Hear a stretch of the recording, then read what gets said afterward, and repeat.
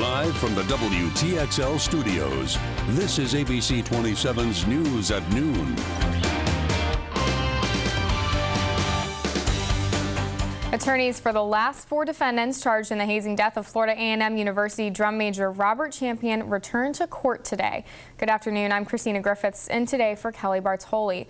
They attended a hearing to update a judge on whether they're ready for trial. Attorneys for 3 defendants asked for a continuance in June, saying they were having difficulty taking depositions of possible prosecution witnesses. 15 former band members were charged with manslaughter and hazing after the November 2011 death of Champion. 8 accepted plea deals of community service and probation. The state dropped charges against 1 other.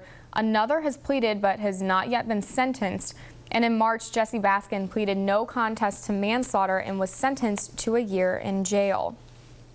Surveillance video has surfaced from the area where a Florida State University student was severely injured in a hit-and-run accident over the weekend. This is the video from a nearby business on West Tennessee Street. If you watch in the upper left-hand corner, a family says that's where you'll see the car that hit 20-year-old Everett Andiroglu. She was walking across West Tennessee Street early Saturday morning in front of the Starbucks. Her family tells us she's continuing to recover from a fractured spine and lesion in her head. They're offering a $1,000 reward for information leading to an arrest.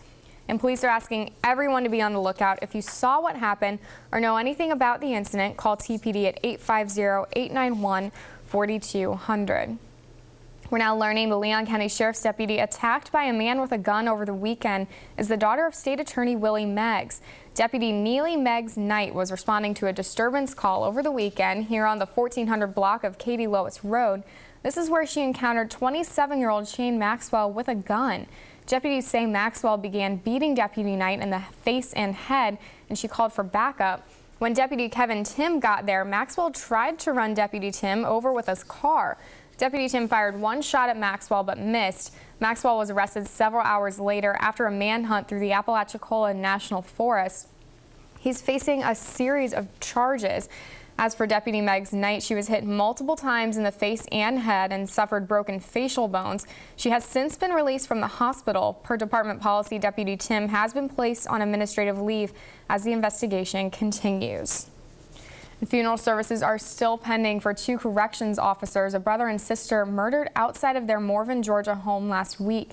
Agents with the Georgia Bureau of Investigation say 24-year-old Anissa and her 26-year-old brother Jamal Mobley were gunned down September 3rd. It happened just after 5 in the morning outside of this home on Azalas Street where they lived with their parents. GBI agents say the pair were just on their way to the Valdosta State Prison where they worked as correction officers.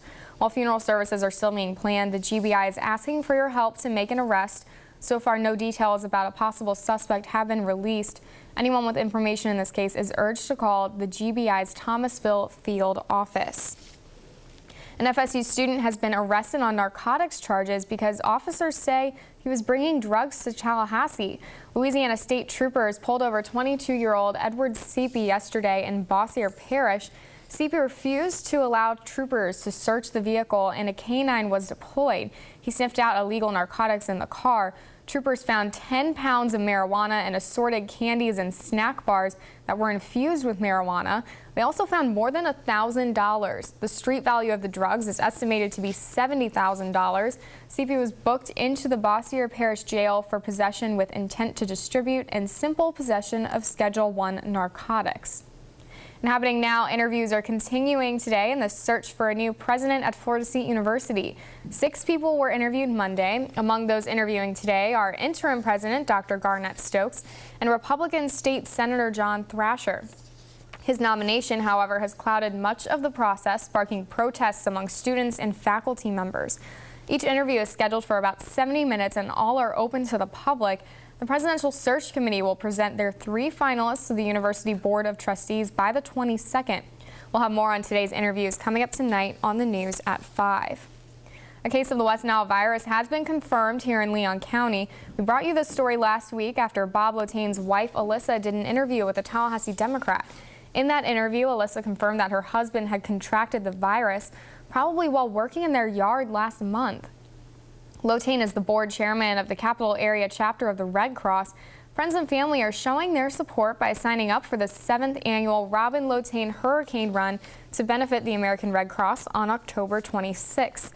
There is currently no cure for the West Nile virus. Health officials say to cut down your chances of catching it, you should drain standing water from garbage cans, house gutters, buckets, pool covers, coolers, and toys. Use repellents with DEET and cover your skin. Wear shoes, socks, long pants, and long sleeves when outdoors. All right, Max, I don't know, though, about those long pants and long sleeves. Doesn't really feel like the temperatures really help with that right now. No, they really don't, but you need to do that because as we've seen the rainfall these last several days, we're going to get a lot of ponding out there. We're going to get a lot of stagnant water, and of course, that's what we know mosquitoes use to breed on and multiply. And that's why mosquito index not doing too hot. In fact, it's going to be maintaining itself on the severe side as we go through the rest of today and into your next weekend as well. So yeah, long pants and long sleeve shirts, even though it is a little bit steamy, if you can bear it, you know, when it's a little bit cooler outside at sunrise and sunset, that's really the best time to utilize that. And man, oh man, we have more rain to talk about today, especially offshore. We're seeing that rainfall. Stall-out frontal system has been draping itself over the region over the last several days, so as that has stuck around, that's allowed for that rain to really allow itself to maintain itself, especially in the afternoon and evening hours, but even in the overnight and early morning we're getting in on that rain. Just a little bit of rain offshore at this hour and a couple rogue strikes of lightning over into the eastern side of Eccles and southern portions of Clinch County, but overall most of us dry at this hour, but man, oh man, it is gloomy out there. Mostly cloudy skies all across the board. That's keeping temperatures at bay in the low 80s, 82 in Thomasville, 82 in Valdosta at this hour. And we're not going to heat up that much more in the next couple of hours. I think we'll only get into the mid, maybe some upper 80s if you get in on a little bit more sunshine today. That's all we're going to have for high temps because we're seeing more rainfall impact the region. Your full 7-day forecast coming up in just minutes. We're going to talk about when the rain chances go down and how the temperatures are going to reciprocate to that as well. We'll have those details and more for you again. That's coming up in just a few minutes. Christina? All right, thanks, Max. Well, the parents of a Valdosta teenager who drowned more than 3 years ago continue to share their son's legacy.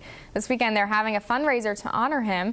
17-year-old James Eunice left his home to go duck hunting on the morning of January 15, 2011, but he never got the chance to return home. After a 17-day search for James, his body was recovered by Moody Air Force Base's 23rd Wing. James's parents say there are many stories to share from the nonstop search, but the story they treasure the most is one about a teenage boy with a big heart.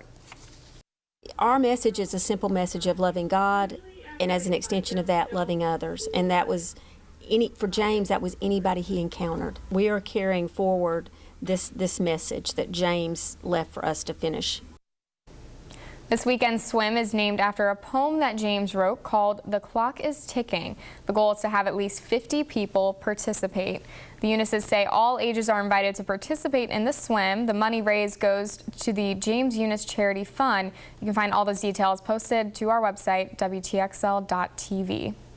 Well, as the news at noon continues, a former NFL star has been suspended indefinitely after new video is released of an incident between him and his wife.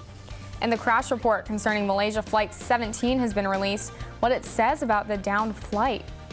And we want to let you know about another WTXL Question Center coming up on Thursday, September 18th. This time we'll feature the Tallahassee Ronald McDonald House. For more information, just visit our website, WTXL.tv.